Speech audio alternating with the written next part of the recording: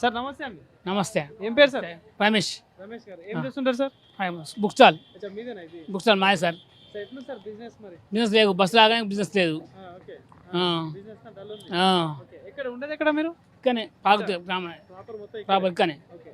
So ఎట్లా sir ఇక్కడ అంటే వ్యవస్థ ఎట్లా ఉంది అంటే ప్రభుత్వం పాలన ఎట్లా అనిపిస్తా ఉంది, ఇక్కడ స్థానిక ఎమ్మెల్యే పాలన ఎట్లా అనిపిస్తా ఉంది? సాయం మామూలు ఇక మామూలుగా ఉన్నది. అంటే ఇప్పుడు ప్రభుత్వం నుండి పథకాలు కావచ్చు ఇదంతా ఎట్లా అనిపిస్తుంది?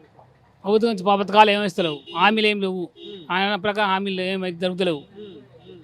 సో అంటే ఇంతకుముందు ఉన్న పాలనకి ఇప్పుడున్న పాలనకి ఏమైనా డిఫరెన్స్ కనిపిస్తా ఉందా? ఏం డిఫరెంట్ లేదు, ఏం డిఫరెంట్ లేదు.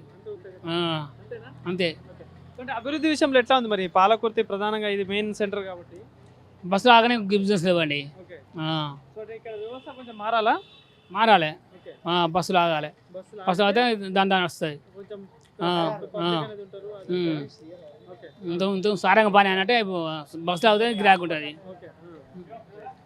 అంటే ఈ పథకాల విషయంలో ఎట్లా అనిపిస్తుంది? అంతున్నాయా పథకాలన్నీ? పథకాలు అన్నీ హామీలు లేవు, చెప్పిన కాడికి హామీలు లేవు.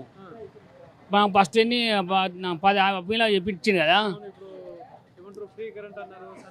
ఇంకా ఫ్రీ కరెంట్ సన్నక బియ్యం అయితే వస్తున్నాయి.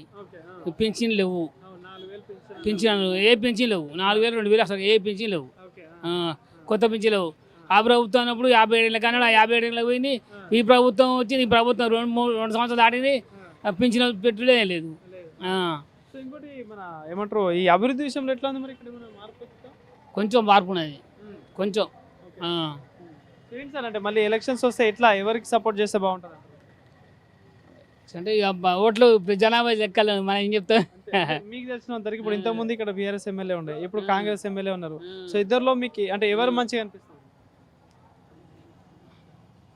ఇంతకుముందు బాగున్నది, ఇప్పుడు ఇంకా 2 సంవత్సరాలు అవుతుంది. ఇంకా మొత్తం నషేది చెప్పలేము, ఇక జరగబోయి చెప్పలేము. ఇంకా ముట్టి చేసుకున్న కాడికి జరగ చెప్పలేము.